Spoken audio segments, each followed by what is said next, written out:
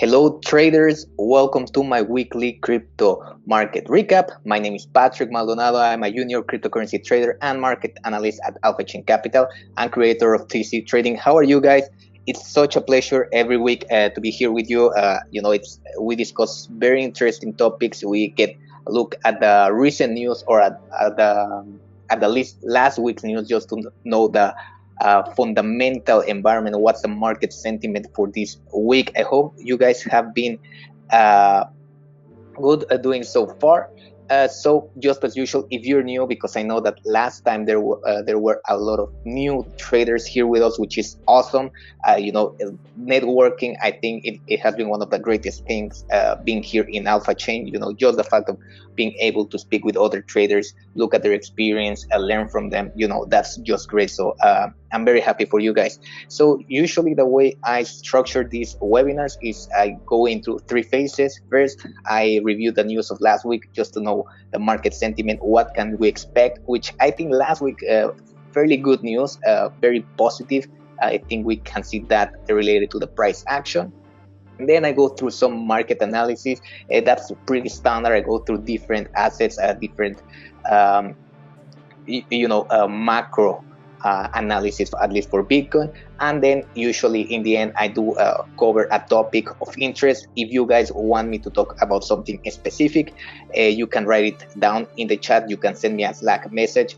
I like to cover these things because I might know a lot about cryptocurrency and blockchain and so on, but sometimes I want to see what's good for everyone if there's a particular project. In any case, we'll end everything with a Q&A. So if you have any questions, if you have any, comments that you would like to discuss, I support you if you can write that at the end of the webinar. That's awesome. We have had very good conversations here recently, talking about proof of stake, also talking about it was Uniswap. So it's very good to talk with you guys.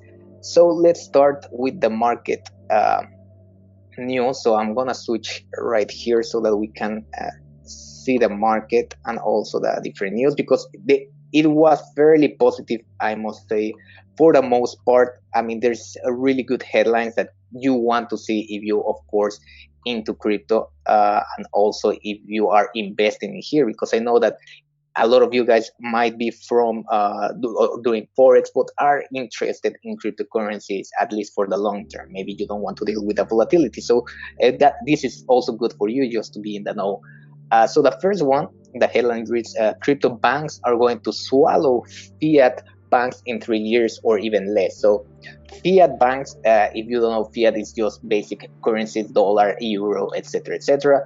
So this headline reads that crypto banks, or banks that not only offer traditional financial services, but are also implementing cryptocurrencies, are gonna be swallowing or are gonna be defeating these traditional, more conservative banks. So if we read a little bit forward, in this author's opinion, within a few years, a younger generation of financial services customers are going to be able to walk into a bank and gain access to credit products, savings accounts, and investments for both crypto and fiat assets. Now here, it's worth mentioning about Kraken. If you don't know Kraken, it was the first ever cryptocurrency business in the US to become a bank right now. So it was an exchange, a crypto exchange, and now they have acquired their chartership for banking. So now they are a legit bank. Now they are working with Silvergate Bank to offer SWIFT and FedWire funding options to US customers. So basically this what tells you is that they have the capabilities of doing what traditional banks do in terms of SWIFT payments for international payments. But also, since they come from being a crypto exchange, they also allow you to store crypto. They also offer brokerage for crypto. I mean, they are one of the biggest crypto exchanges out there. And this shows how banking is evolving now with these crypto exchanges. So here, it compares Silvergate and Kraken against Coinbase, Gemini, that are now customers of JP Morgan, even though the CEO Jamie Dimon routinely denounced the value of Bitcoin and cryptocurrencies just a few short years ago. So here, I think the most important part is looking at the very big discrepancy in terms of kind of like adoption. There's crypto services, crypto banks, or crypto mainly crypto exchanges that are modernizing and that are coming with better products. And I don't know you guys, but for instance, for me, for banking, one of the options that I use, I'm not a sponsor, though. I'm not saying anything. I'm just speaking about the product. It's Revolut. So Revolut is a fintech bank. You have all the benefits of a normal kind of like banking services. You can do transactions and whatever, but they include trading as well. So you can trade if you want to trade stocks, you can do it. If you want to buy gold, you can do it. If you want to buy Bitcoin, Ethereum, you can do it, right? So it's a faster way to expose yourself, because maybe you don't want to put into Coinbase, you don't want to move within your wallets and so on. So it's a good way to expose you to the price of a certain asset. And I think going forward, that's what a lot of banks might be doing. Now, this will depend, of course, how the bank tries to approach it, because there's a big learning curve before starting to crypto. And that's something that I discussed with someone in the last webinar. It was mainly about security protocols, right? A lot of people don't really like just trying to learn all these protocols that you need to follow in terms of moving your wallet, keeping your private keys and so on, which it is a hassle for a lot of people. And I think going forward, the next step, at least for crypto, is trying to keep these secure platforms, these kind of performance that they've been keeping going on.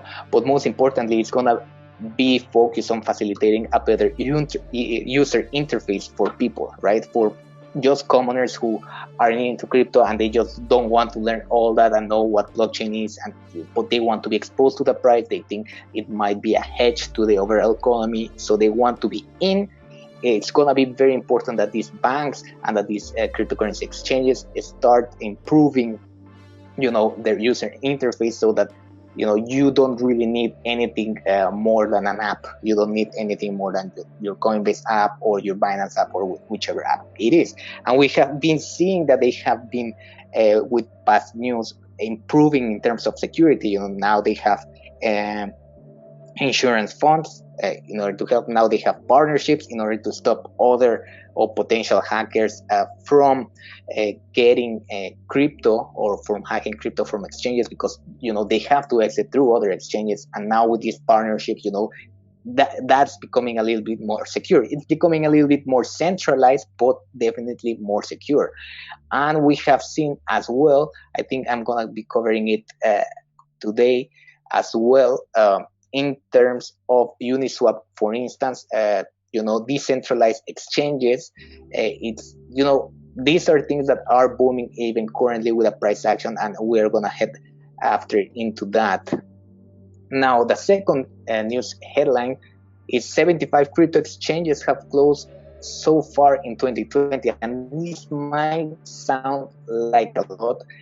I think this is a fairly positive thing. It might sound a little bit like FOD, which is fear of uncertainty and doubt, but let's read a little bit more on this. So here it says, according to Crypto Wiser Exchange Graveyard, 5 of the exchanges were labeled as scams, and 4, including Altspeed and Nerea, were flagged as being hacked. So in total, 31 were shut voluntarily, while 34 were labeled as MIA for disappearing with no explanation. Dutch Exchange, Nlench, and Chilean Chilebit were only 2 flagged as being shut down by respective governments in 2020. Now, if we go forward, the latest to have profile exchanges to have a cloud over their futures are Bitmex and KuCoin. We have discussed on them. Bitmex, basically are being followed by the CFTC in the US, and KuCoin got hacked in the past couple of weeks. But in terms of KuCoin, because of their partnerships and also because of their insurance fund, it seems that they have things pretty much covered if they don't get hacked once again.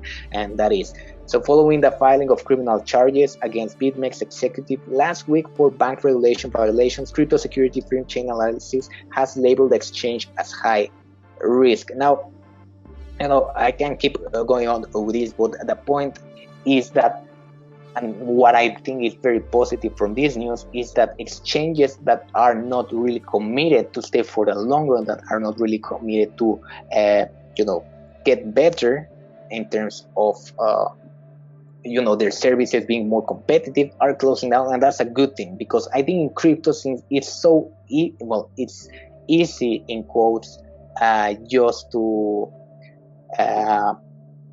being hacked. If you are hacked and they get access to your and they get access to your account, to your private keys, then that becomes a problem, right? Because it just takes one transaction to lose whatever crypto you have in that exchange.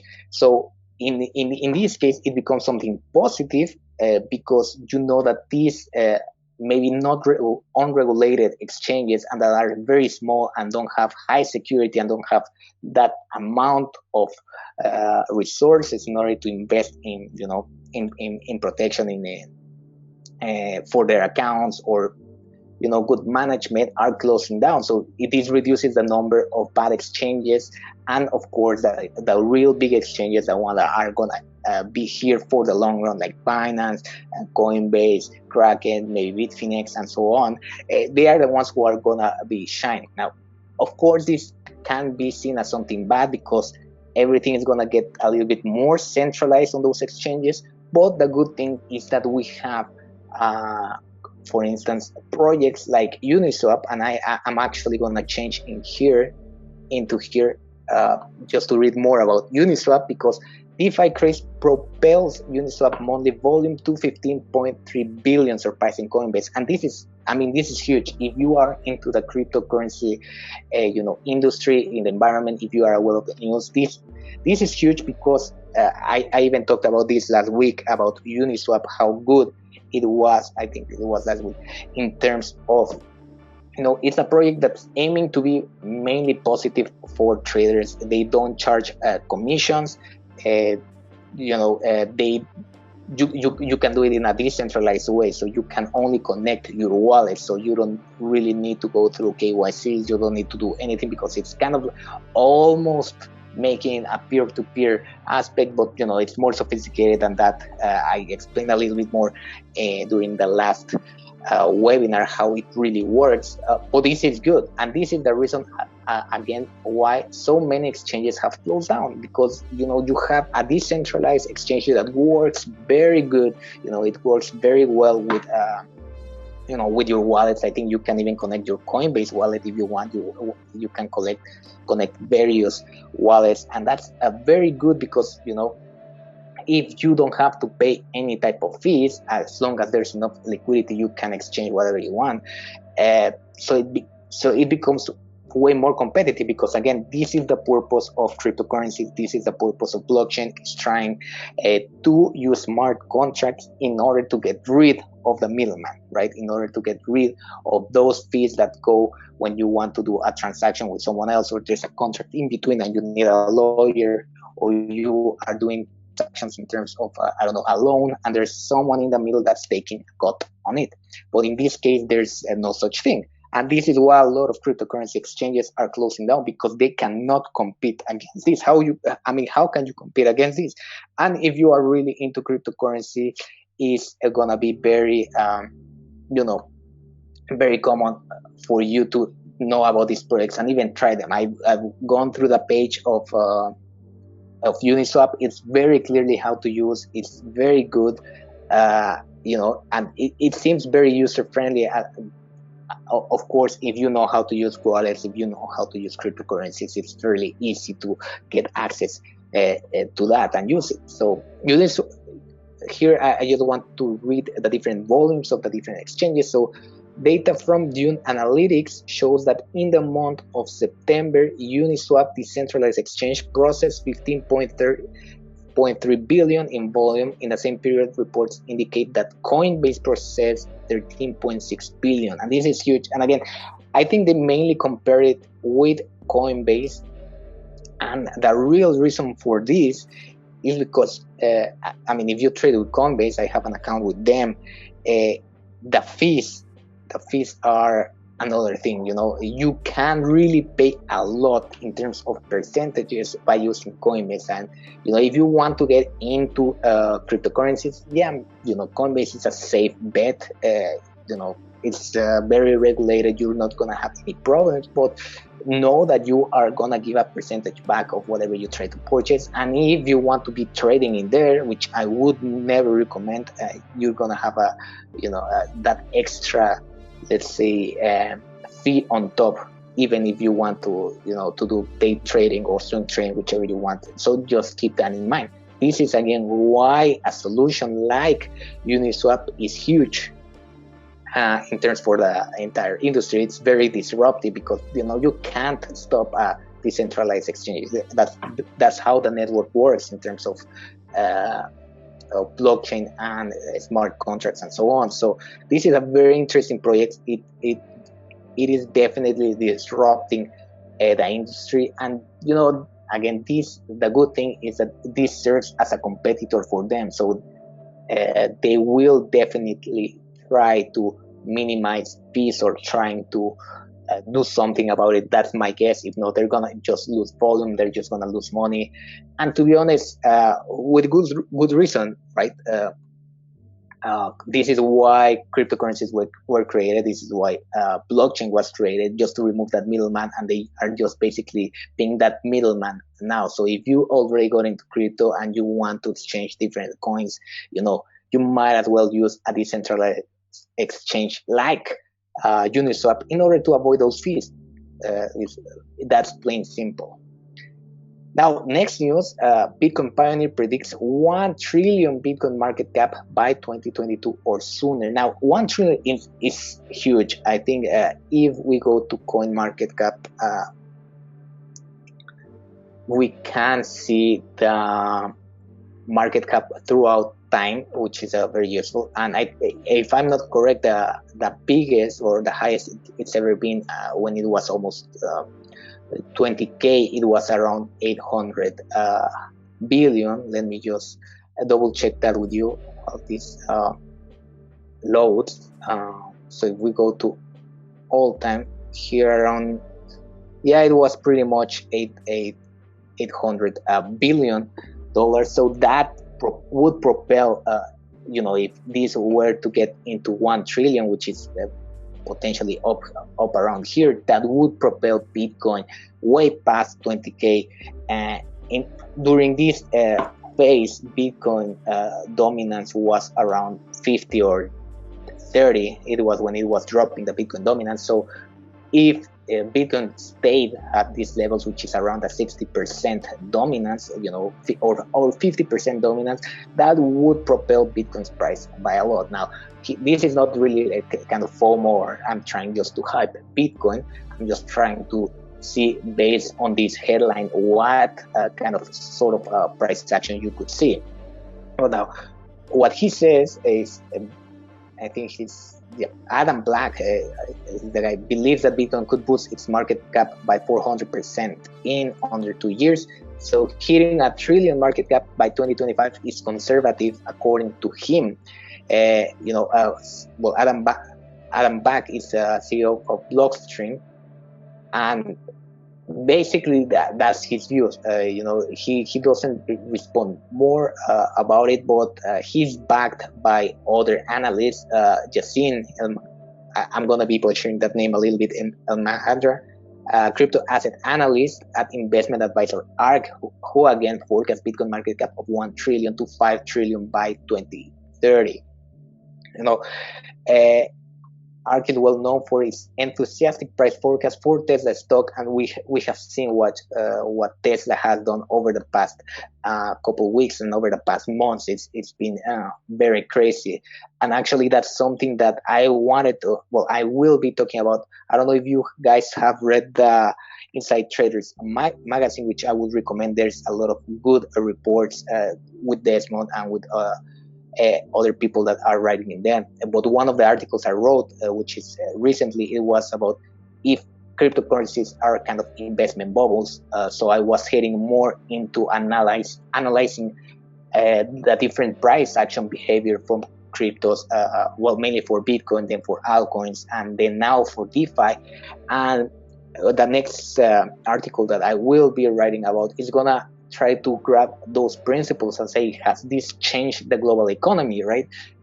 Because my belief is that Bitcoin was the trigger for this new economic kind of environment where people have ease of access in terms of trading, and they can inflate the price a lot, despite what the current economical environment is. And I will be talking a little bit more about this. In any case, this is again, is one of those predictions. When it comes to predictions, if you're a trader, you don't care. But if you are a long-term investor, of course, this incentivizes you to potentially buy more or even hold. Now, of course, this is not financial advice of any kind, but this is something that I'm looking into. Now that I have covered the news, let's talk a little bit about the price action. And again, this is kind of related to what I just mentioned regarding cryptocurrencies being, or at least Bitcoin being, this catalyst for the new economic environment where things are just going up so quickly and then down. So volatility has increased. I can even see, if I go to try and find the VIX, volatility might be spiking very soon. In his webinar, Ron has covered how, after these breakouts of volatility and then kind of like consolidation down, breakout, consolidation down, breakout, consolidation down, there might be some huge volatility approaching. We're kind of compressing in terms of price action. And usually when you are compressing the price action in any asset, what you usually have is a breakout. So this could potentially happen rather soon. I would think, it might take a couple, days, months, maybe a couple years, but this might be happening with the current environment, the current economical environment that we're in. Now, one of the things, I've been covering this a lot, and I might be repeating myself, but for me, it's very important to think about how is the economy doing overall versus how the market is doing overall, right? Because right now, we had this kind of huge correction. We found some support actually near the pandemic gap that we had over here in the S&P, and then we have an amazing rally to the upside, and we're again almost around here in the previous all-time highs. And in terms of price action, that's spectacular. Like, I've never seen such a drastic reaction, a bullish reaction, at least in stocks. You expected stocks keep rallying, but in terms of what's happening around in the world, it's kind of it's very, very I think it's outstanding. That's the word. I don't think this has ever been seen. That this type of recovery in such a short term, it has never been seen before. It took merely almost half a year, basically almost 6 months, 7 months, just to get into all-time highs, when it went all the way into negative territory from peak to bottom, minus 30% or so. So the recovery has been great, but now the question is, what is happening with the world? Even in the UK, I think there were news regarding new lockdown restrictions, this kind of like I did not read entirely, but I read from the news that they are talking about new lockdown measures and so on, a potential second wave. And this is a topic that's been covering kind of like this news of the pandemic. And again, the markets are just rallying in that sense.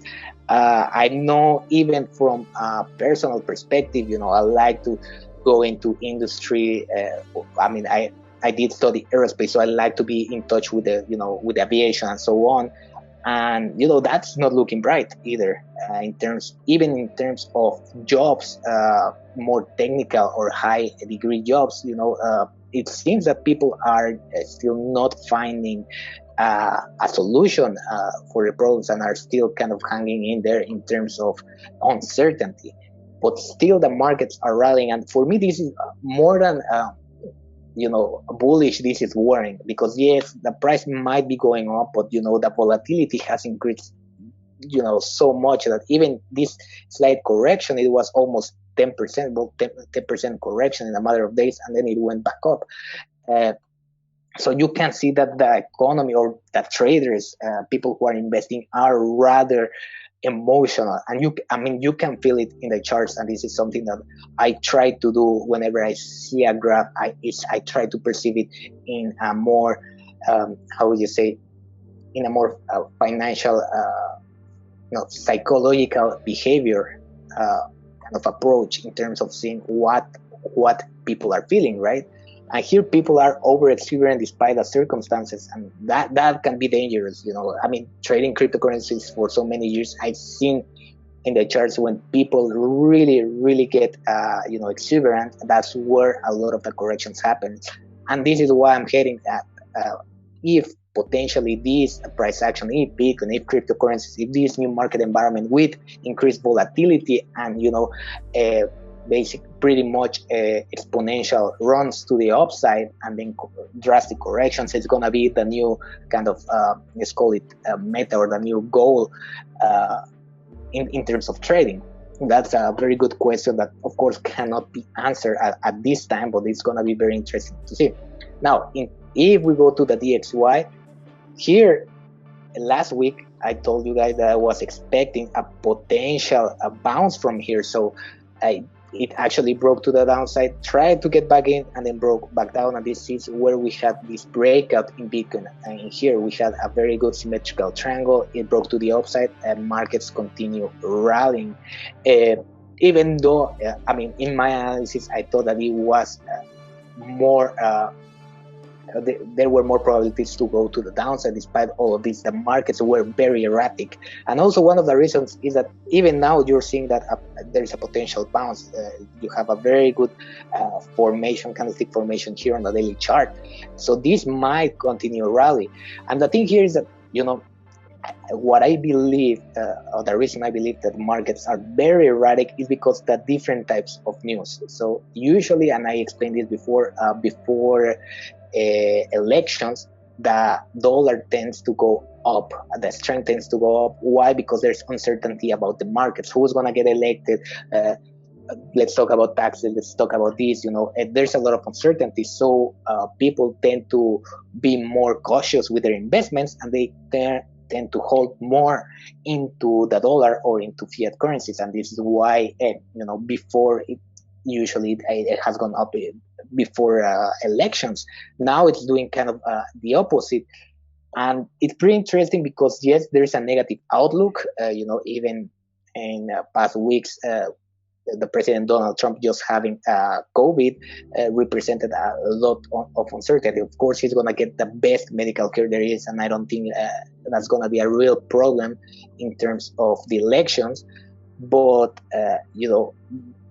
the erratic movement stays here. You can see that it's not really respecting kind of like these potential supports created. It's going more erratic down here. Maybe it's going to bounce back.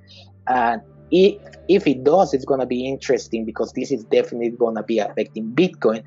Now, in terms of pure price action, guys, I hope that you see that what I would expect usually is that if even I can go around here, if it breaks a strong support, for instance, or resistance in here, prices might continue to the next area of resistance, which in this case would be around 12K more or less up here. That would be common sense. Now, the reason, another thing that I'm saying here, is in terms of Fibonacci retracement. So if we graph from the Fibonacci all the way from the top to the bottom in here, we can see that we're currently, at least for Bitcoin, at 61.8 retracement, and that can be a very big in terms of retracement. I think I've spoken before.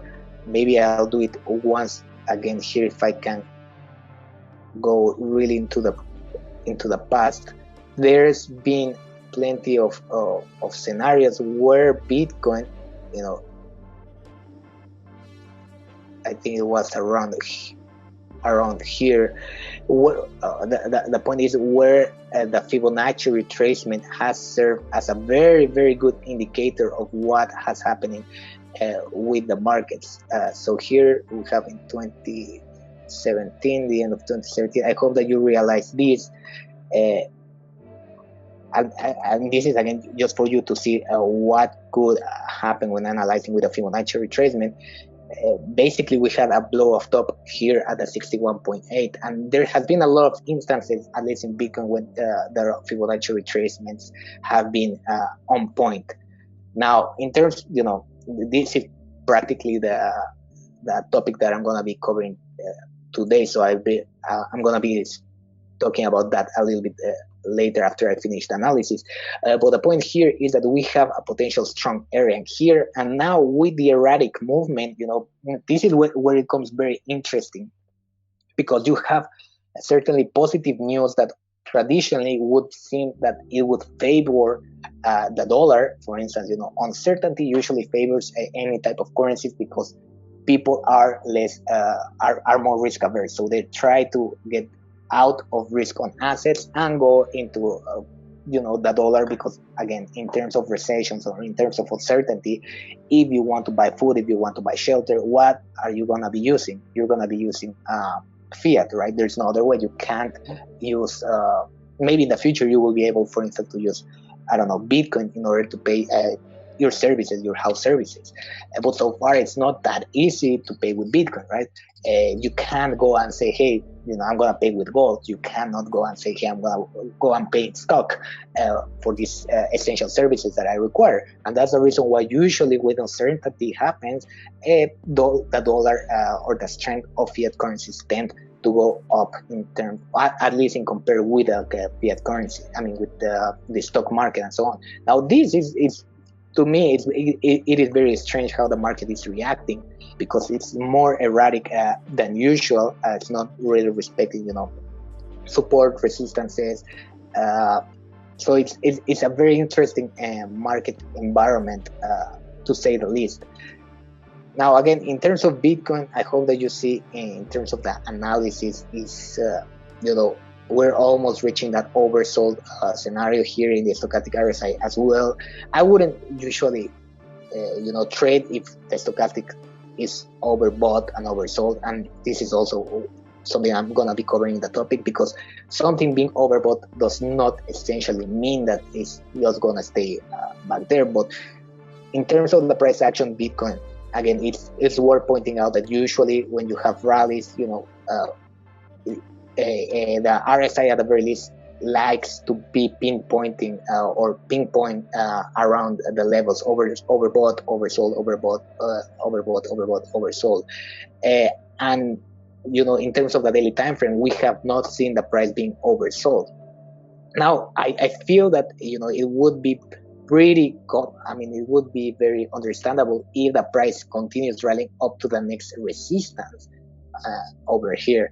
Of course, if this is to break, I would assume if it goes past beyond 12.5, the next potential support or level target would be around 13 to 14,000. There's another strong resistance around there. And I'm saying this because, looking at the macro picture, there's a lot of possibilities in terms of going long in here. Of course, in here, that breakout. But if this level is broken to the upside, I would totally see Bitcoin going around at 14,000.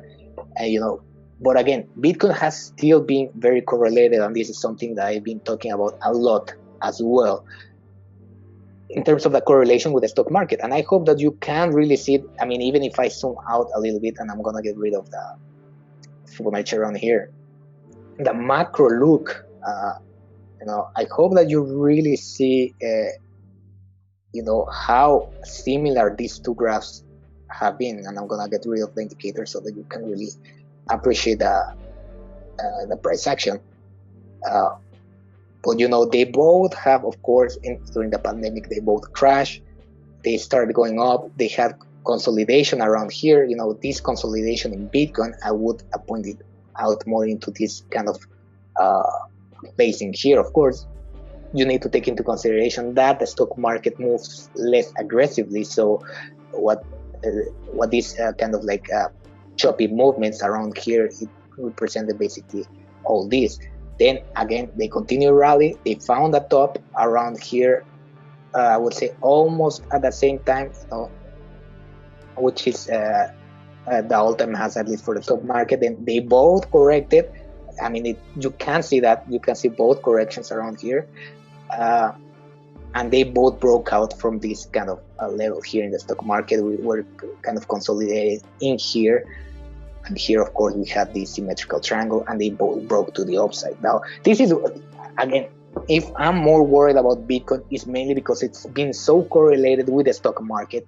And in terms of the global economy, I don't think, or at least from what I've seen, that things are way better than they were before the pandemic, and we're still showing more price action or higher price action than before the pandemic. And are we better in terms of, the economy, even if you take a look at airlines, if you take a look at a lot of businesses, they are cutting a lot of works.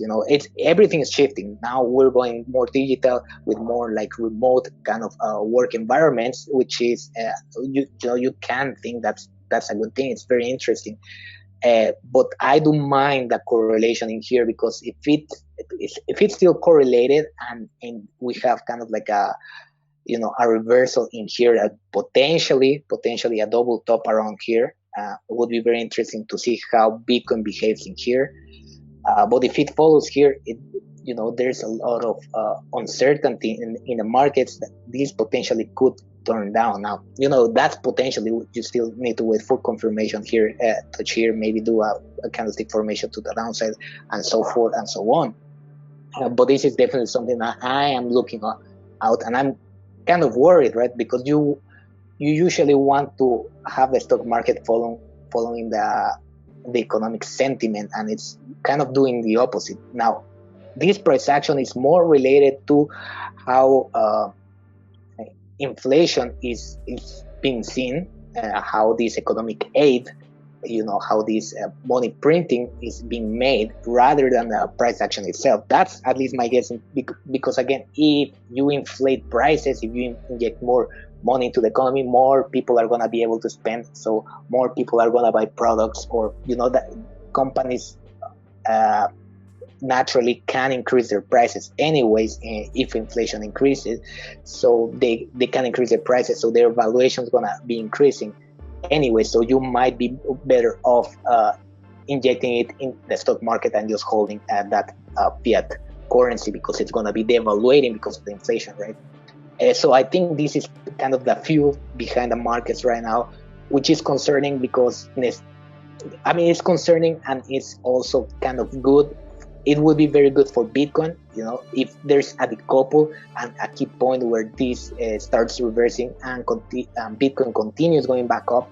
That would be a huge moment. That decoupling could be the game changer for Bitcoin, because that would mean that Bitcoin would be decoupling not only from traditional markets, but would be seen really as a safe haven in terms of the market going down and Bitcoin continue going up. But again, this is one of those things that you can only know for sure until you see it, right? This is until it happens. If not, we're just really speculating. Next, the last graph that I really want to go to is here.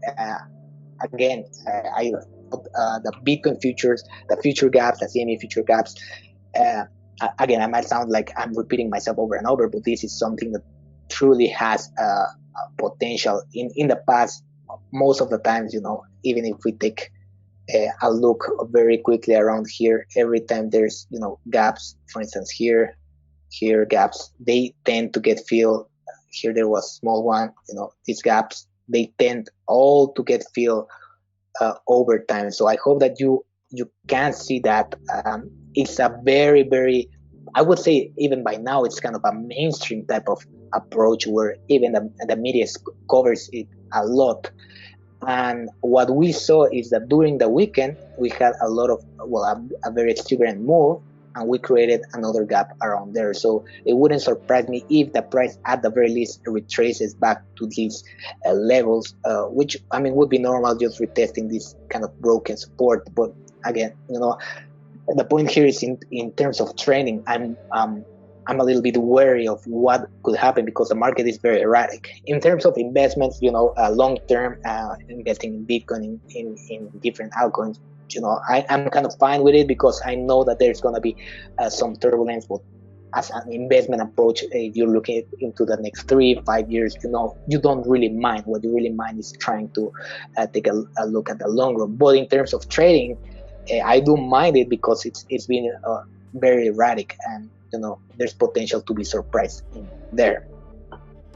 Now, the topic that I wanted to talk about today, which is very related kind of to what we've seen regarding the indicators, is, and also I want to talk about this because I know that there's a lot of newcomers into the group. I know that a lot of you guys were new in the last webinar and probably are new.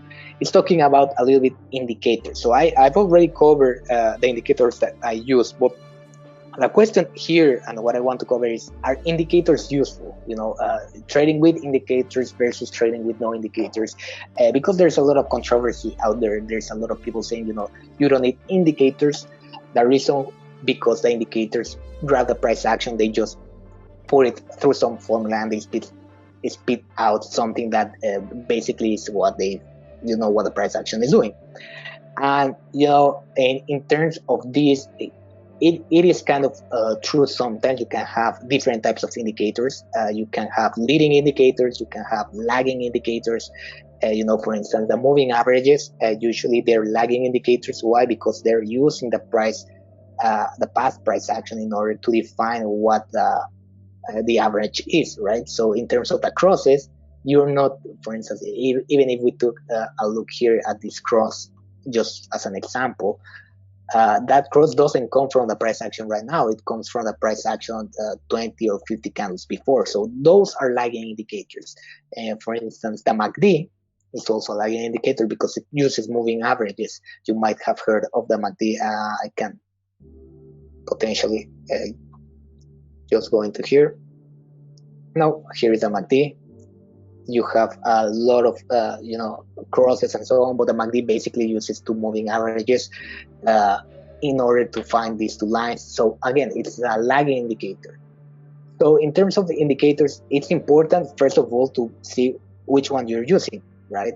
Because if you're using a lagging indicator, chances are that if you're trying just to trade with that, it's going to be rather difficult. So the notion of price action being more important than lagging indicators, for at least for me, it's quite obvious. But you have other indicators. For instance, the RSI is one of the most used, and it's very, for me, it gives me a very good indication of what the price action might do. Even more if you apply leading indicators, for instance, divergences. Hope that you know by now what divergences is, but if you don't and you are kind of new, divergences are basically when a price action of the RSI is creating lower highs, for instance, or going down, but the price action is going up. So this discrepancy between the price action and the indicator can usually tell you when the price might be doing a move or a correction. So this is the difference of a lagging to leading indicator. This is a leading indicator. Why? Because you're using the current price action, and this is what's happening as of right now.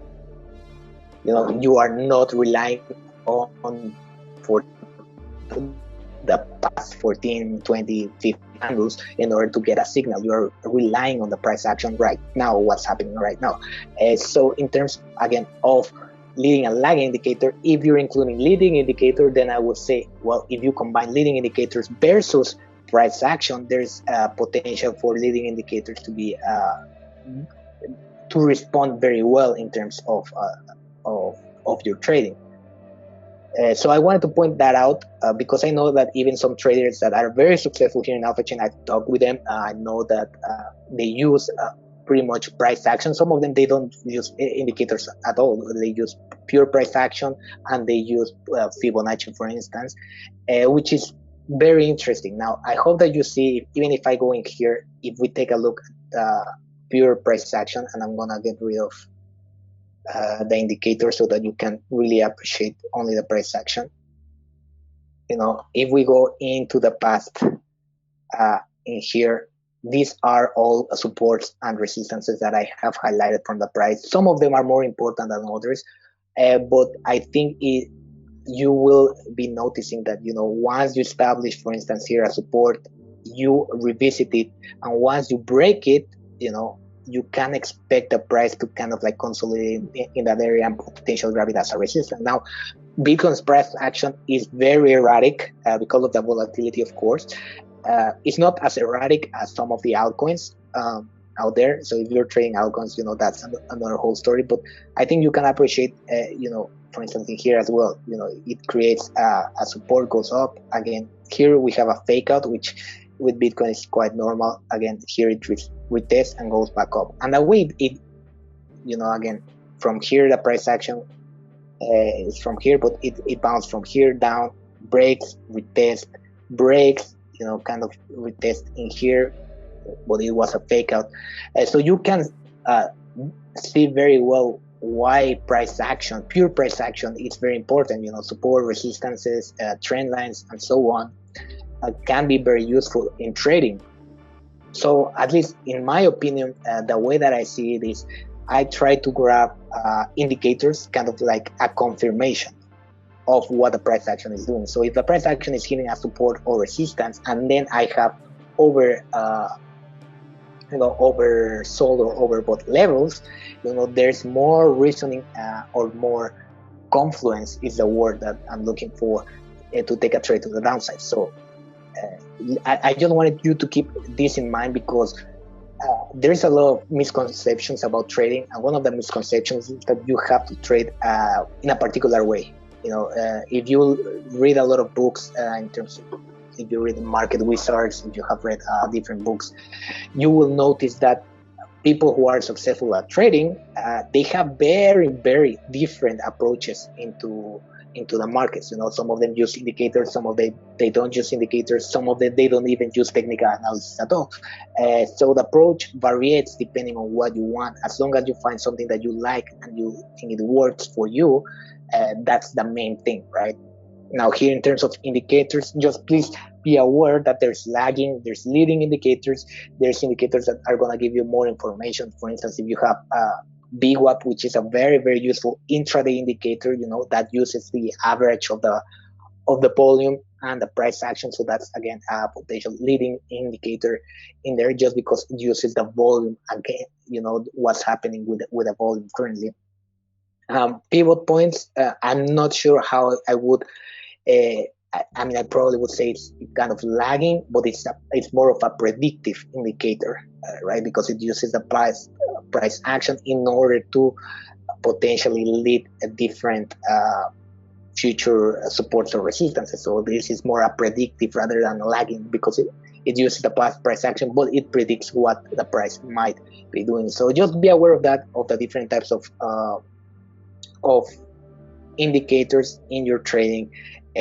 Try to use what you see best. If you're starting with trading, my recommendation first would be, of course, trying to play around with the indicators, see what you like, go do into the bar replay in here in TradingView. You can go in here. It's gonna delete all the future price actions, so you're not gonna be in hindsight when approaching trading, and see what you like best. Because one of the mistakes that people do, and I fall into it a lot, to jump between indicators to indicators or between strategies to strategies, where you most of the time are better finding just a system and improving on it and still work on it. You might fail several times, but at least if you are improving every time you think you fail, if you're improving, putting lessons learned, you're gonna build a more robust system rather than just jumping between systems. So that's kind of like what I've learned so far. That it's best to focus on a single trading system that suits you, rather than just be jumping back and forth from other indicators and so on.